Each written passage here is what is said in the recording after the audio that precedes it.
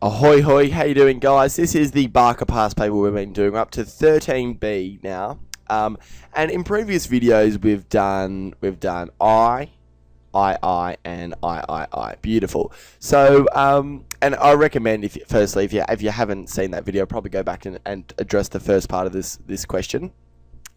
Just need to apologise. Had a wedding last night. It was a big night, so the voice is a bit husky, but never too tired to smash on with a bit of math. So this is the function we've been given. F of x equals e to the x over 3 plus e to the x. So it's a really unorthodox looking thing. And we worked out that it's got no stationary points. So there's no points where the gradient's flat. It's got a point of inflection at log of 3.5.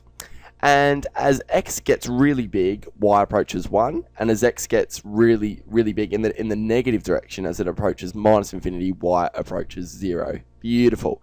So part 4 now, and it's a 2-marker.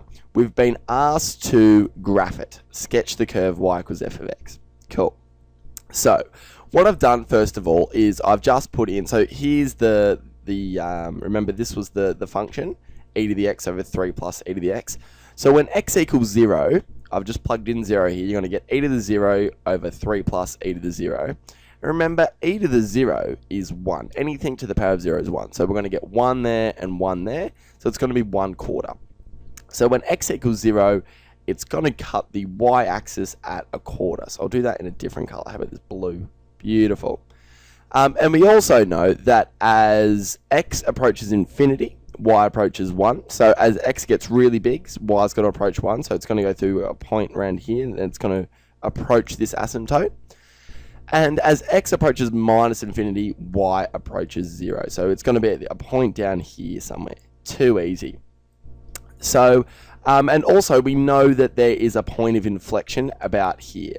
So hopefully I'm going to show this graph and show you what the graph looks like and show how it meshes with all these bit of information that we've just found. Beautiful. So it's going to go through this 1/4. We're going to hit that point of inflection. Beautiful. And it's going to approach 1.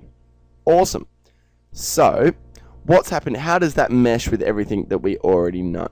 Great. So there's no stationary point. So the gradient's getting really flat here and really flat here, but there's no point where it's exactly 0 because it's always slightly up. It's so close to flat, it's ridiculous, but it never quite gets flat. There's a point of inflection, so say this is the point of inflection here, so it's at log 3, and then this point here was 1/2, we worked out. So the way you can get that, if you just plug log of 3 into this function here, we're going to get 1/2 out again. And as x approaches infinity, y approaches 1, so that's where we're getting this asymptote kind of thing here. And as x approaches minus infinity, y approaches 0. Beautiful. So this is the graph we've got here. And I've actually just graphed it on, sorry, don't worry about this yet. I've graphed this on Excel earlier. So you can tell we're pretty well right. So it ends at 1. We've got this point of inflection at log of 3. And it goes to 1/4. So that's where we get this graph here. So we know we're right here. And that's part 4 done. Too easy.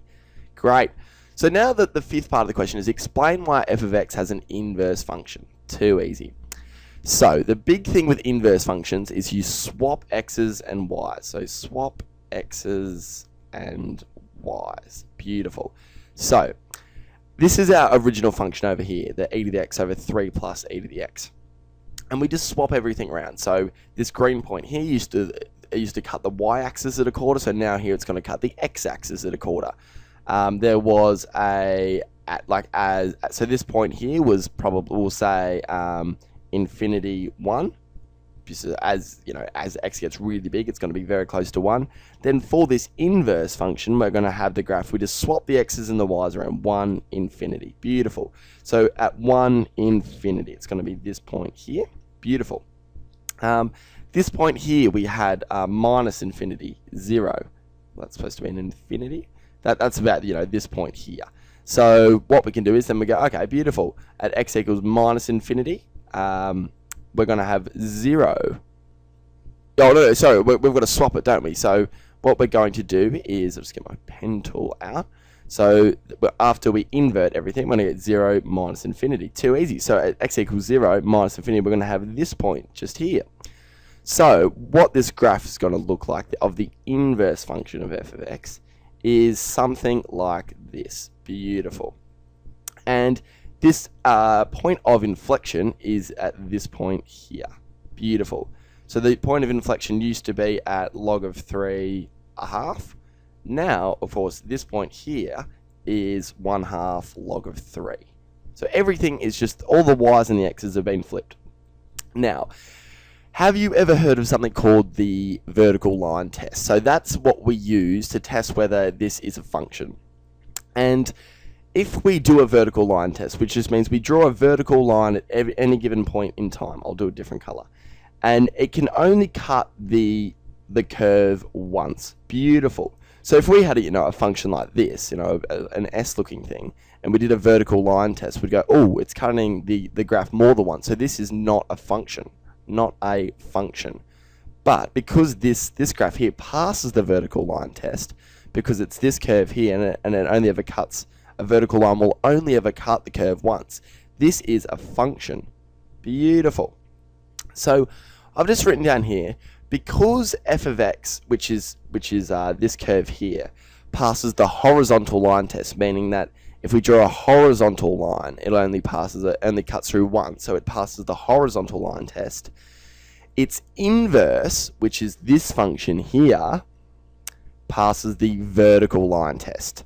So therefore, the inverse of f of x, which is this thing here, the inverse is a function, so therefore f of x has an inverse function.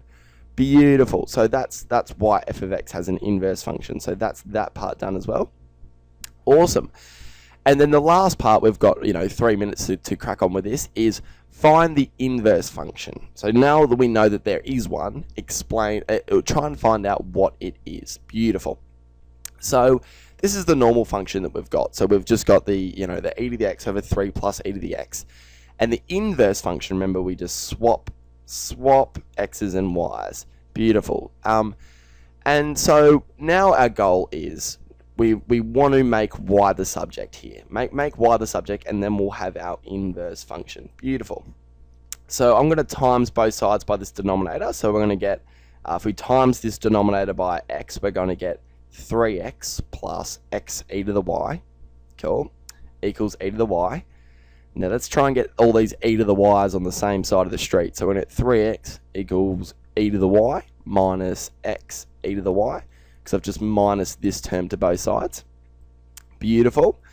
Now we're going to factorize an e to the y out. So we'll get 3x equals e to the y. Then we're going to get 1 minus x. Beautiful, because if we expand this back out, we're going to get e to the y minus x e to the y, which is what we've got above. Beautiful. Now let's try and get this e to the y the subject. So we're going to get 3x over 1 minus x. So I've just divided both sides there by 1 minus x. We're going to e to the y.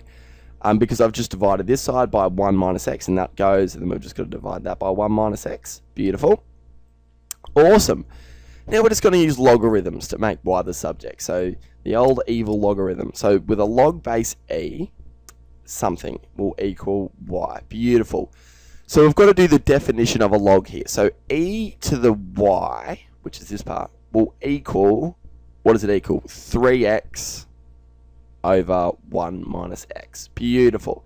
So that again, just using the definition of a log, e to the y, which is what we've got here, equals, and we know what it is here, 3x minus over 1 minus x. Beautiful.